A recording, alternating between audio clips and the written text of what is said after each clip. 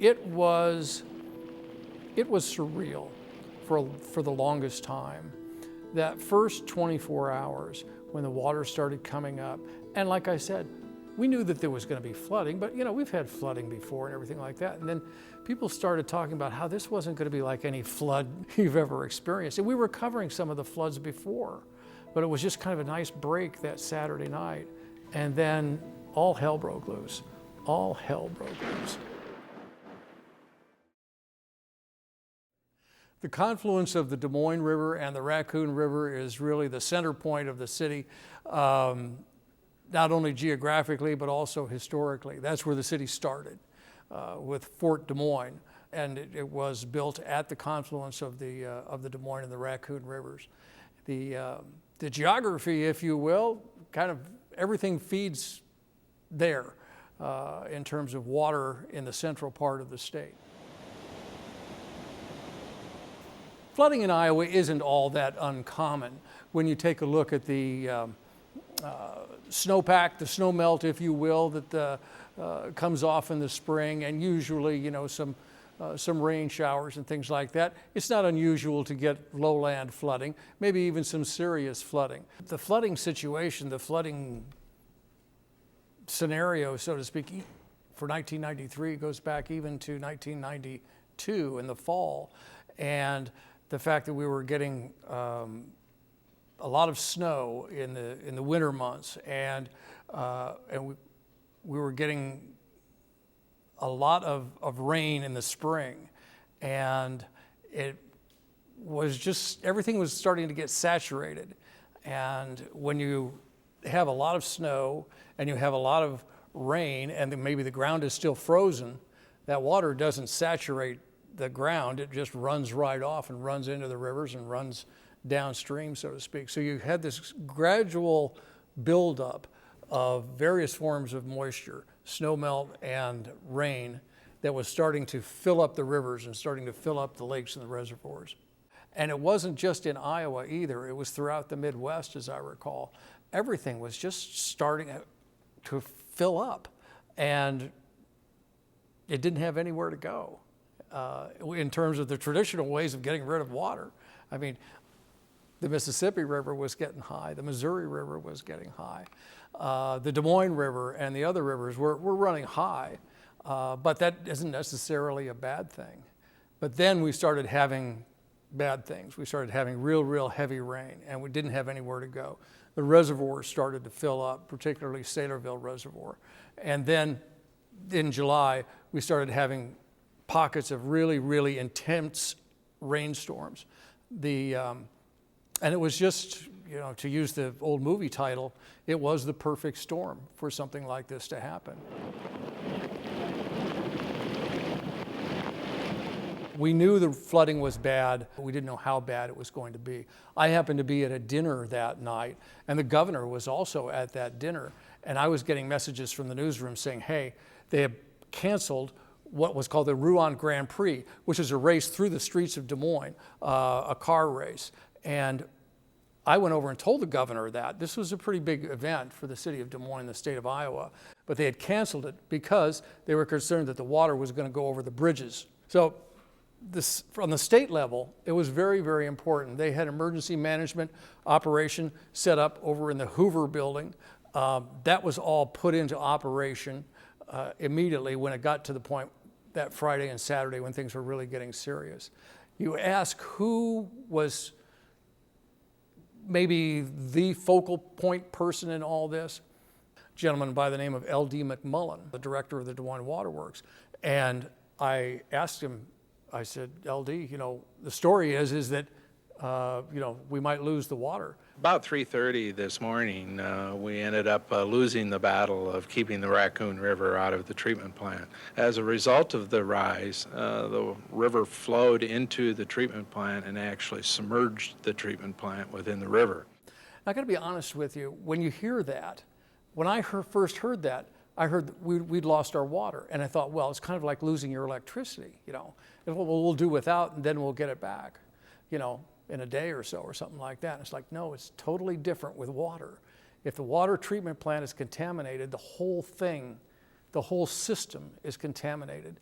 And it wasn't like you could light a lantern or a candle or something like that when the electricity goes out. When your water goes out, there's no water in your pipes, there's no water in your toilet, there's no water in your bathtub, there is no water in your house.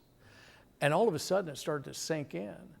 And I told Dr. McMullen, I said, you know, this is, this is really bad, isn't it? And he said, yeah, it's gonna be really, really bad. You're gonna have 250,000 people who don't have water.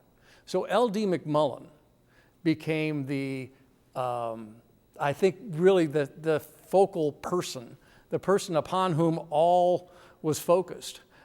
And he was the one who kind of led the charge to get the water back on, because that was affecting most of us. The city itself had a lot of flooding in the low-lying areas, in the downtown area, in the area south of downtown. And those are the pictures that everybody are familiar with. But the real impact was the loss of water. The president came. He had been in Iowa about a week before, as I recall. He was over along the Mississippi at Davenport. And then when Des Moines got hit and lost its water, the president was back, the media was back, and there were some very touching moments, I think, for the president when people came up and he, you know, heard stories of what they had lost. There was one lady in particular who just, I think, said something like, I can't take it anymore. And it was a sincere moment. You know, it wasn't politically staged or anything like that. So I think it affected him. He told me that he was very impressed by, you know, what he saw going on there, by what he saw in the community. One of the things that impressed me more than anything else, we didn't have water. So they trucked water in. The National Guard would truck water in these big, huge tanker trucks, kind of like you'd see driving down the highway hauling other fluids like gasoline or something like that. But these were big, huge tanker trucks. And they would park the truck at a high school or at a shopping mall, and people would come up with their bottles and whatnot. What I recall more than anything else is how these areas of water distribution became like town squares 150 years ago. People would meet there, neighbors would get together there, they would exchange news, they'd talk about what was going on in their neighborhoods and in their parts of the city. And they didn't just come for water, certainly many of them did, but a lot of them would stick around for hours at a time, seeing people, talking to people. Last night at about 1 o'clock, we were trying to bring online our little pump that was going to fill the system, and in bringing it up, it failed. The efforts that went into fixing the Des Moines Water Works treatment plant, it looked like a war zone down there. Huge helicopters flying in these big motors and pumps, things like this. The National Guard helicopters throwing sandbags down onto levees and stuff. I mean, it was impressive. It was frightening in many ways, too, to see this happening in these familiar places in your own city. It was downright scary, but it was also really, really impressive. I think kind of sandbag central, if you will, was the Fleur Drive Bridge. And they had more people down there than they could put to work. People wanting, you know, they couldn't save the waterworks. The waterworks was all gone, or all underwater by that time. But that particular area kind of became sandbag central, and people would just show up there for days and days on end just to fill sandbags. Well, believe it or not, we've made it. We can drink from the tap. Safe for all consumption. Babies, adults, the elderly, and the young. It was one of the greatest moments, I think, when L.D. McMullen announced to the people that we were getting our water back. And then, about a week later, that we could drink our water. There were zones. The city was divided up into zones, zone A, B, C, D, and things like this. And so zone A could do this at this time on this day. Zone B would do this at this time on that day.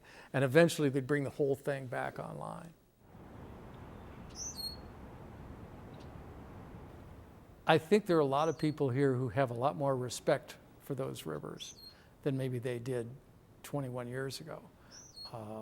And by that, it's not just a fearful type of respect, but also kind of an admirable sort of respect too. These are the lifeblood, these are the veins, if you will, of the community.